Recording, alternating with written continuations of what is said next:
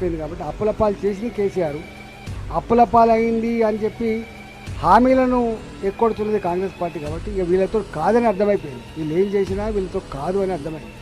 ఇప్పుడు కేసీఆర్ గారు ఉన్నప్పుడే కదా బిల్లులు రాంది, 317 జీవో హింస పెట్టింది, ఆర్థిక వ్యవస్థ కొల్లగొట్టింది, అప్పుల పాలైంది, బిగపట్టుకొని నడిపింది వాళ్ళు. లాస్ట్ మినిట్లో ఇక బిగపట్టుకొని నడిపింది తప్ప రైతాంగానికి ఏం చేసిండ్రో వాళ్ళకి తెలుసు కదా.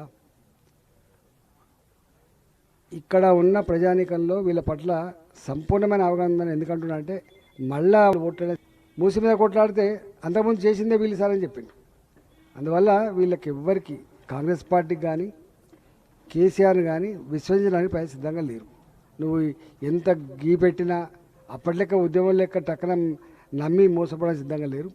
ఇవాళ ప్రజలు నమ్ముతుందే ఒకటి, మంచికైనా చెడుకైనా రేపు మంచిగా డెవలప్ కావాలంటే బీజేపీ రావాలని కోరుతుంది. ఇప్పుడు ఇంతెందుకు రూరల్ ఏరియా ఉంది, ఏమన్నా చెప్పినా ఇవాళ కేంద్ర ప్రభుత్వ సపోర్ట్ కనుక లేకపోతే ఈ ఊళ్ళల్లో పెరిగే పచ్చడి చెట్టు కావచ్చు, పారే మురికి కాలువ కావచ్చు, నడుస్తున్న సిమెంట్ రోడ్లు కావచ్చు, గ్రామ పంచాయతీ భవనాలు కావచ్చు, అంగన్వాడీ కేంద్రాలు కావచ్చు, తడి చెత్త పొడి చెత్త అని చెప్పి గొప్పగా రాసుకున్న షెడ్లు కావచ్చు, చివరికి మనిషి మరణించిన తర్వాత పెట్టేటువంటి శ్మశాన వాటిక కావచ్చు, గ్రామ పంచాయతీలో పనిచేసే సిబ్బందికి ఇచ్చే జీతభత్యాలు కూడా కావచ్చు. ఇవన్నీ కేంద్ర ప్రభుత్వం ధర.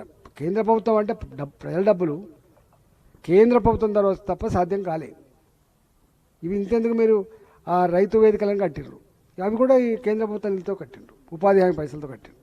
అందువల్ల ఇక్కడ మొత్తం దివాలా తీయించారు, అప్పుల పాలు అయిపోయింది కాబట్టి అప్పుల పాలు చేసింది కేసీఆర్, అప్పుల పాలు అయింది అని చెప్పి హామీలను ఎక్కొడుతున్నది కాంగ్రెస్ పార్టీ కాబట్టి ఇక వీళ్ళతో కాదని అర్థమైపోయింది. వీళ్ళు ఏం చేసినా వీళ్ళతో కాదు అని అర్థమైంది. చేస్తే భారతీయ జనతా పార్టీ మాత్రమే చేయాలి. ఇవాళ కేంద్ర ప్రభుత్వ అండదండలతో ఇది సుధలాంచాలని చెప్పి భావిస్తాను.